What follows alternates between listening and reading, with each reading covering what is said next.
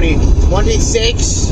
I was going to fly originally, but then what had happened was TSA had stopped getting paid, and so airports all around the fucking country were backed up because there was literally no one to work it because they weren't getting paid, and then airports suffered. But then Donald Trump and his bitch-ass administration decided, oh, why don't we just send ICE into the airport? And so they sent ICE to the airport. And New Orleans airport has ICE and National Guard, and I don't feel safe. I don't feel safe at all. So I'm driving. I'm in Mississippi right now. I have 5 hours until I get into Atlanta, and yeah, we got a lot more people coming this time around, and this year we're filming on a camcorder instead of my phone, so the audio and the quality of this video might be a little worse than normal. I am known for making some pretty bad videos, quality-wise, like picture-wise. I don't know why I'm putting myself down. It's Momocon 2026, goddammit, and we're doing the damn thing. Let's do it. I have a long way to go, but I can't wait to just be in Atlanta and go to the con. We go out, we take pictures and make stuff together, and sometimes we cry, we kiss each other, real incestuous vibes. Yeah, we're so inspired, basically all the time. Yeah, we're on to the next. I think the dinosaur is dead, so now we're making rock music.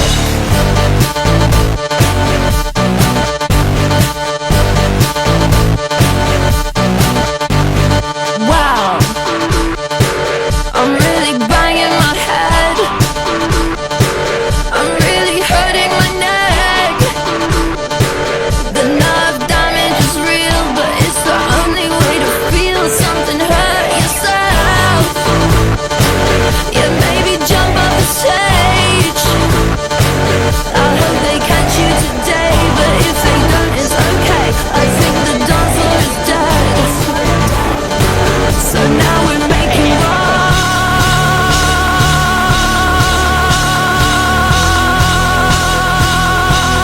music. I'm really banging my head. I'm really banging my head. I'm really banging my head. Now we're making rock.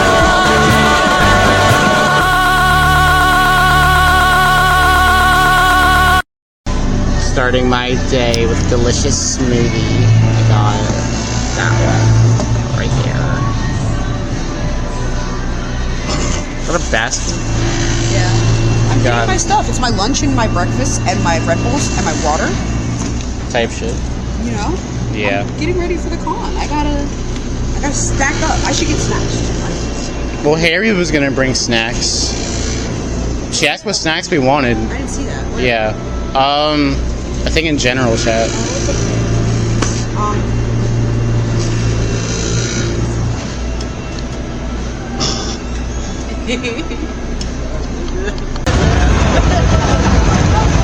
Oh, we got one more.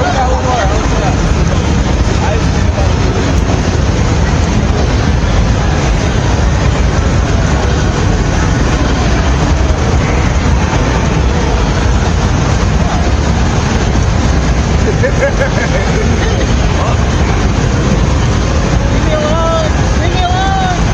Damn it.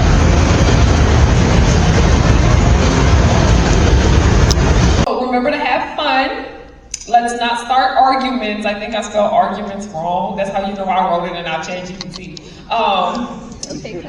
Yeah, let's not argue with each other. Let's not fight with each other, okay? This is also for funsies, but we're also going to be holding these dads accountable. Like, were they good? Were they not? I don't know. We're going to figure it out together. And by the way, this doesn't just apply to, like, you know, a biological dad. This can also be a father figure.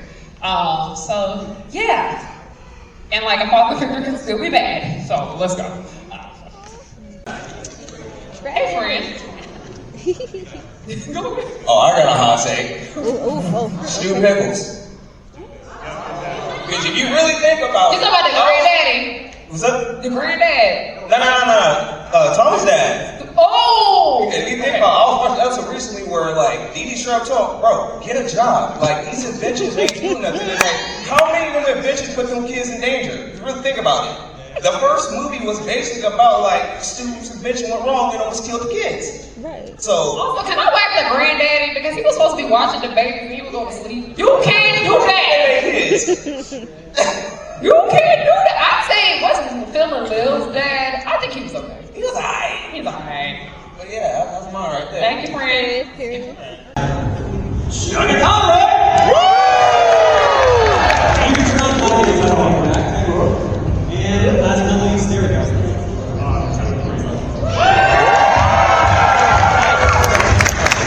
Oh my god, you can hear me jumping up and down. I'm gonna have to watch that. Who here has never seen this show before? Alright, that's a solid show. It's been a couple years since we did it. I knew I liked living in Georgia for a reason. Because people don't show up to our show? I mean, it's hot as hell and it rains all the time. I want to go home where it was literally snowing last week. Isn't that illegal? It's like June. It sucks. And also, it's still way Stretch on playing as 4 and our contestant playing as 10.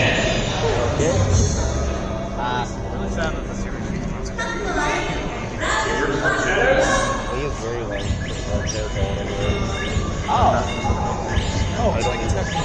Get some early gem drops. Hold on down. It's vaguely a fighting game. Oh, there we go. Big old square. Lighting up 2x2 will give you a big old square. You'll be used for dropping 4 garbage blocks later on in the match. There we go. Each got a big gem each side. We got 5. I was about to say it's real life. There we go. This one out. There goes the balls. Oh no. Got a really big old box right there. Trying to make big old squares. There's another green block going down right there. Really big S shape right there. Network of those. Yeah, I'm not sure. Down goes the green. Oh, really need a blue board right now to get things going. A lot of garbage blocks on our contestant side. Oh, no. Okay, there's the red. Red there. Jet. Oh, wow. Go! Whoa! That is slide. Warning. Your destruction is imminent. That was the warm-up, now for the real deal.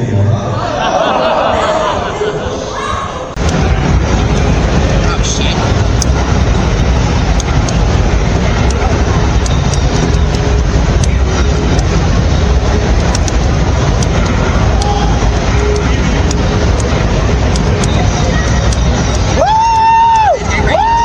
This game is fire. No, this game is Wait a fucking second. Wait a second. What?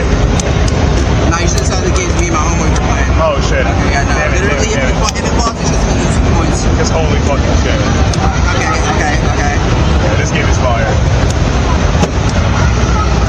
I'm gonna. Oh wait, you can dash though, right? Yeah, that's when you don't have. What's the difference, like, comparatively to, like, from working in a studio versus working independently on a project? By the way, that's a great question, and also style. When I get asked about style, I always say, you never find your style finds you. And your style is a mix of everything you love and things you don't like to do, right? So I remember having lunch with one of my heroes, Mike Mignola, the guy who created Hellboy. And I love Hellboy, and I love his comic, right? And we were having lunch and he was eating a sandwich.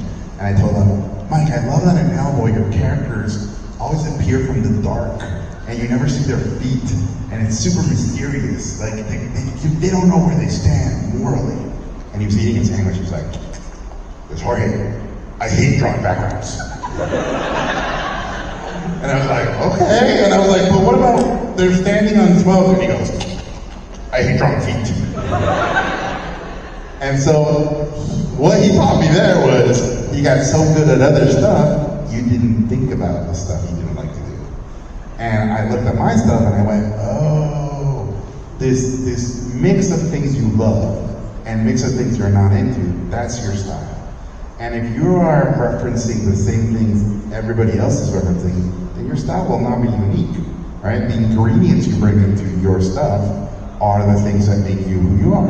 And I remember, again, Guillermo del Toro looking at my work and going, oh, Eduardo, you seem to think opera and fine art and, you know, the classical arts are in this corner, and then junk culture and video games and, you know, murals in strip clubs and like all this like crazy stuff you like is in that corner. You are both. You need to mix both of those things, and that is who you are. And so that was the big lesson I got on style. And your style, like you, evolves as you get older and as you feed it new inspirations. That, you know, you don't want to get stuck in one thing. You want to keep evolving. And then the second question you had, first one was about style. What was the second thing? First one was the question. It was just an aberration of your style. Oh! Thank you for the advice, though. It's been a couple years since we did an episode. Thank you guys for showing up. This is cool. Yeah. Kind of a live event. Especially on couches. Yeah. This was a surprise. I thought we would have a table, but it's comfy. It's pretty good. We feel good up here. We got some nice smart water, hydrated while potting. So first. It's been a long time since we did the pod. A lot has happened since our last episode. A lot of shows have come out, a lot of shows have revived.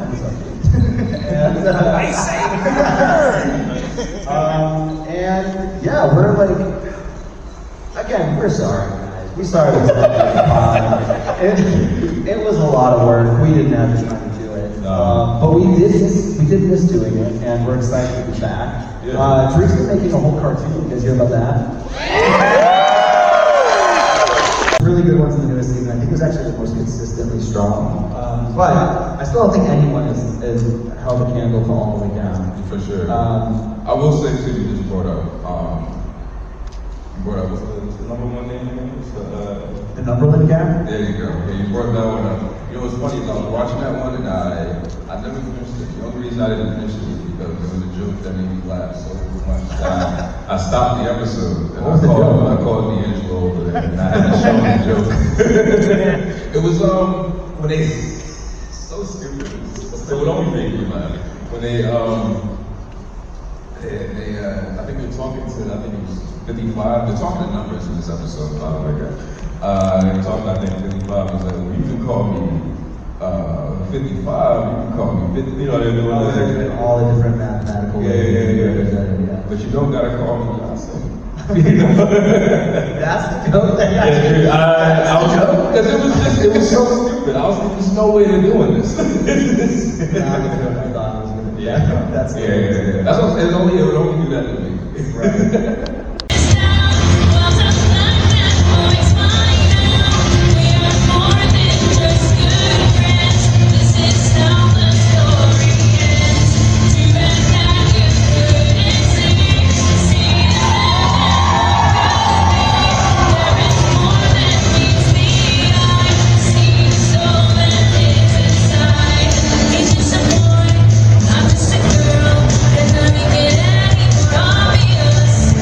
In the crowd. Shout out Moon Odyssey people. Lovely folks. Where? Right there. Put your hands up, guys. Yeah. Alright. Yeah, there's a lot of wonderful indie friends in the crowd. I would shout out everybody, but I'm just gonna, there's a lot happening. but I see you. I see you over there. I see you over there. But yeah, welcome to the In Living Indie Color panel with me, Bree Novitskas, and this guy. I didn't realize I put our names in the wrong. You did. I did not create Tammy's. Yeah, he didn't. So he didn't draw the girl with the glasses over here. I drew her, and then you drew that beautiful woman on the right. Wait. Yes, the right. Okay. Screen right. Screen right. What's up with all these Confederate soldiers? What's going on with all that? That's weird, you know. And it kind of like combines, in addition to that, a lot of things that I really, really loved growing up. I'm in my 30s, I'm 32, so I grew up in like peak millennial 2010s YA stuff with, again, like Twilight, Vampire Diaries, Buffy, Warm Bodies, Miss Mold and her magic wizard stuff. I'm not gonna name her and give her the satisfaction, but you know. And but I also really liked magical girl anime, so Sailor Moon, Cardcaptor Sakura, and I really, really enjoyed like drama and mess, like Fruits Basket and the drama of that. So I was very enticed by like the love triangle aspect of it, and also like the emotional depth of it all. And you see Louis de Poindulac and the Stop Living big vampire fan. And I really, really just kind of one day was like, you know what? There aren't a lot of like black and brown people in the fantasy space. Or if we are there, we're sidelined, die first, or people question that we're there. Why is a dwarf black? Why is a mermaid black? Because they can be. Who cares? Why are you questioning it? It's not real. Let me have my fantasy land. Suspend your disbelief. It doesn't matter, you know? And I also kind of realized too that, you know, we have a lot of disposable black girlfriends in media as well. Just a couple of examples here, and it's like very, very frustrating to see black women and femmes not be loved in a lot of media, or they're just sort of like the stepping stone to the protagonist's like true relationship. So in setting out to create the 3 tomes, I wanted to capture my love for the YA genre and just like the little Brie in the 2010s who was figuring out their gender identity and their sexuality. I'm non-binary and bi, just a heads up. Heads up, I got the warning.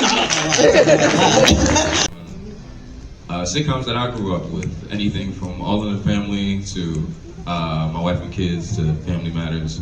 A lot of it is really reactionary. I grew up watching a lot of those shows, and one thing that I noticed is that all the men in those shows, they all have kind of the same trait, which is like stubbornness.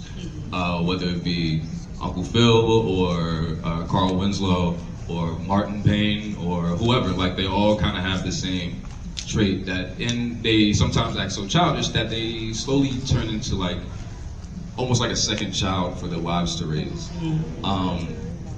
But when you compare that to a cartoon like Bob's Burgers, where Bob and Linda really love each other, and that is shown and is never questioned. There's no episode where you think that Bob might cheat on Linda or anything like that. It's just a really, really sincere and wholesome relationship, and the comedy comes from the issues that they have, but you know, they're really small things. Maybe they get too competitive, like, you know what I mean, that kind of stuff. Nothing is really end of the world, end of the relationship, I guess.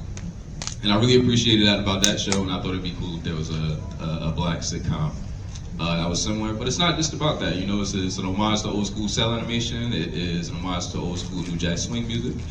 It is a lot of things, man. Just a bunch of all my influences just kind of vomited onto these 2 characters. But yeah, that's what Hey is. Yippee! To, as a black creator, like get your stuff made and greenlit, and even more so right now because the environment is so hostile to black and brown and queer creators in entertainment. There's so many mergers happening, there's so many cancellations happening. It is not lost on us that it is all the black, brown, and queer shows that are the first to go as well when these things happen. And it is also IP central out there. Nobody really wants originals, unfortunately. Like, they might get in development, but will they get out? Who knows? Very rarely. That's why we see so many reboots and revivals. As somebody who is literally working on a revival right now, like, it's not a bad thing per se. Like, I mean, I need a job. but we need originals out there. And for me, it was definitely a reason why I decided to make the 3 tomes independently. Although I would like money, please, to make the thing, please. And what about you 2? Oh, for me, it's just like, I remember when I was in high school, I had a friend named Elijah who ended up being named that the character Sharon's name is Sharon Carr. My friend's name was Elijah Carr. And with him, I created a show in high school called Power of K when I was a kid. And when we did that, the whole reason we did that was because I had already written a script and I didn't really do anything with it. And one day, when we were walking to school, he said that he felt like me and him should make a cartoon together. But the way he said it, it kind of sounded like he was like, you know, like later, like when we graduated or something. But we were 14 and I just was like, you know, we have the internet, why don't we just do it right now? And I've always kind of been that guy. I've always been kind of been the like, why not right now? Why do I have to ask somebody? So for me, it's not even really just about how hard it is to get greenlit or anything. It's just like, you know, I'm sitting on the couch watching TV. My life is passing me by. You know what I'm saying? Why don't I just get up? Sometimes it's all you need, you know? Yeah.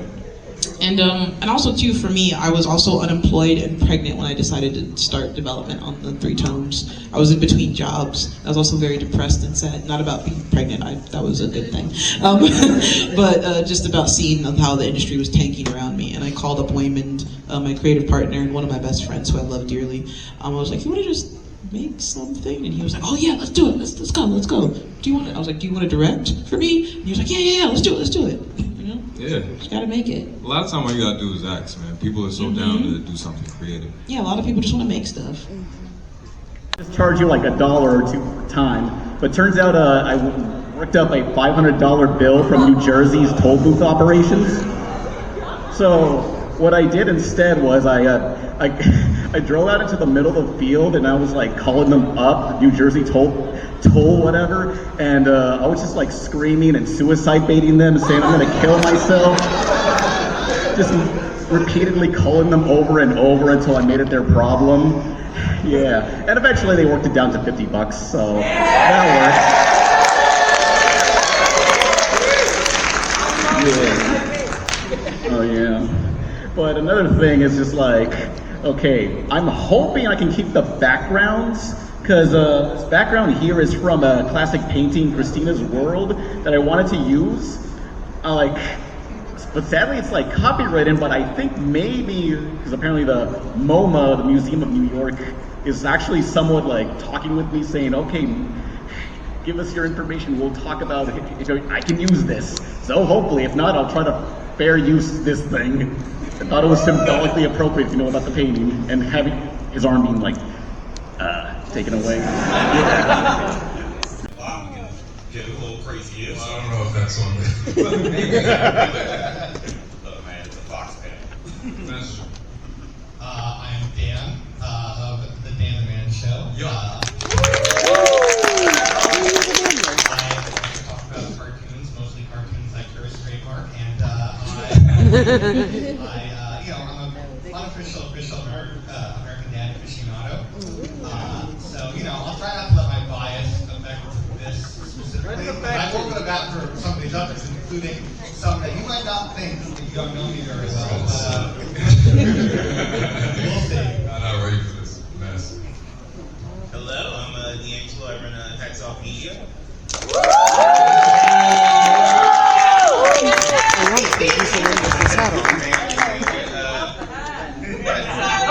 I gotta do something good first. Yeah. I make meticulously edited videos about stuff I think is cool. To my own detriment, I spend hours moving around one pixel. It's stupid. I'll do it.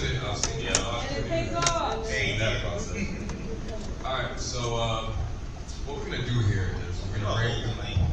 You know what? We're gonna get sure.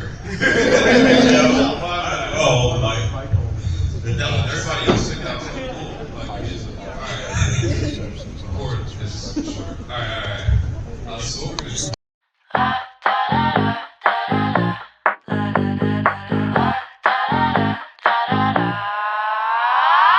If I told you how much I think about her, you'd think I was in love. And if you knew how much I looked at her pictures, you would think we're best friends. 'Cause I know her star shine, I know her blood type. I've seen every movie she's been in, oh God, she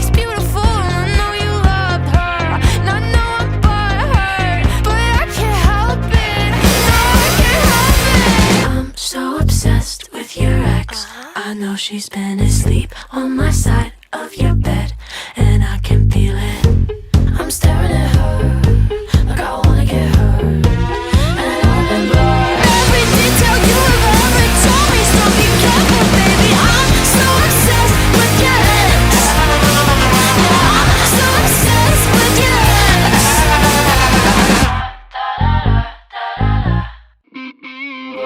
She's got those lips, she's got those hips, the life of every fucking party. She's talented, she's good with kids, she even speaks kinda